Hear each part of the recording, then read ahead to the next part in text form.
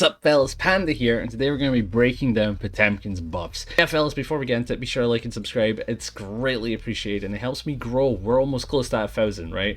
90% of you aren't subscribed, you know that stuff? Be sure to do that, it's greatly appreciated. There's plenty to take aboard, and I think we should get started with the main one, and that being Heavenly. So Heavenly got changed so it reaches a lot lower now. We're talking ridiculously low, like Amelia hair car low. Yes, so that is a massive change already, and the damage output is massive. At minimum, it'll always scale at 50%, meaning it's probably your best ender for any combo if you want to maximize damage. Heavenly, getting these buffs genuinely makes a god tier neutral tool if you want to call out aerial approaches or some type of jump in, and is a god tier neutral tool in terms of damage as well. Use it as a combo ender, use it as a call out. It's probably the best thing to do compared to just going for your standard anti-air. It's genuinely that good. But yeah, the next Potemkin buff, a lot of people are sleeping on this. Bar Slash is a tool that's really good for anti-airing, but we know that didn't get buffed. It was 5H. Now you're probably wondering, why am I bringing up Far Slash? For anyone that's very educated with Potemkin, there's a lot of scenarios where you land Far Slash as an anti-air by accident, and 5H is always your follow-up because that's your guaranteed grounded hit. However, in the air, in a backdash scenario, Far Slash to 5H is a Gatling combo that will lead to a hard knockdown now. This is massive. This is massive. This is gargantuan. This is grand, if you will. For any accidental situations, you'll always gain Oki from it.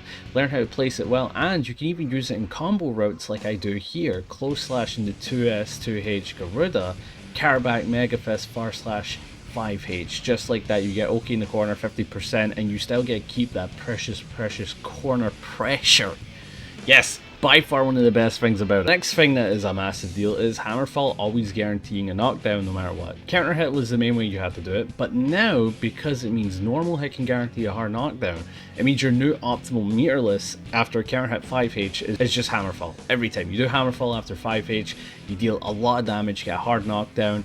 Basically 25% with a hard knockdown. It used to be that you get about 10% with the hard knockdown using Slide Head, and it wasn't even that guaranteed, but because of Hammerfall, you can get guaranteed Garuda pressure. That is god tier for these changes for Potemkin. That allows you to do so many 50-50 pressure tools. The other thing is that anytime you get an accidental hit confirmed using Hammerfall into Quick RC Garuda, you'll get OTG Garuda now. And of course, DP getting thrown vault is probably the only nerf towards Potemkin. However, let's talk about how this is actually a good thing, not a bad thing, and that is because of DPRC. The fact that DPRC is gone means that you don't have to RPS against that. You don't have to think about Pot Buster mental damage. You can just block it and 90% it on raw hit. So what happens is you go from doing Garuda, doing a raw 50-50, getting about 50% on either routing. However, the difference being, if they choose to do a DP and you want to make that further call out, you get 90% instead. That is 100 times better than that 50-50, 50% call out. You get 90% damage, and again, some characters it's a TOD. Despite Potemkin getting nerfed in that regards, there's still a lot of counterplay and a lot of stuff that he can use as a grappler to read his opponent.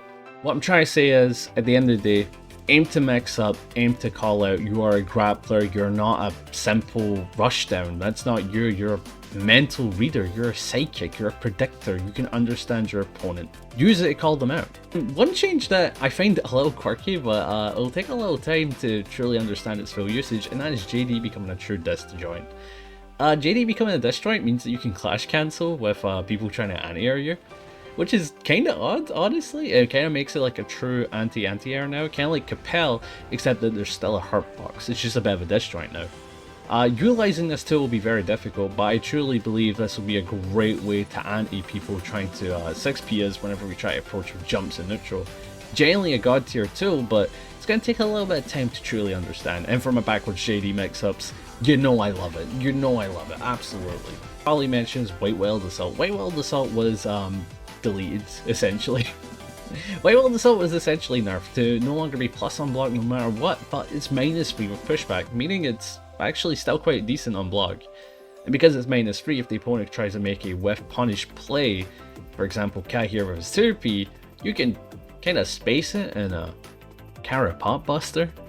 So that's still a really good change. However, there is only one thing, and that is, of course, Saw Bad Guy can 5k this, so you gotta be careful, and if on IB, you can actually go for a throw. So it's still a really good neutral tool, it's just not the best. Could be better, but it's still really good. Yeah, that's about all the changes to Potemkin, and I've covered them all. 5H is the biggest deal. Hammerfall is really good. Heavenly is by far the best thing we got in ages. DPRC gotten rid of means that we have nothing but pure offense. I'll be peacing out again. If you guys enjoyed the content, be sure to like and subscribe. But yeah, Potemkin's looking great this season. Let's try push it, brothers. Soon.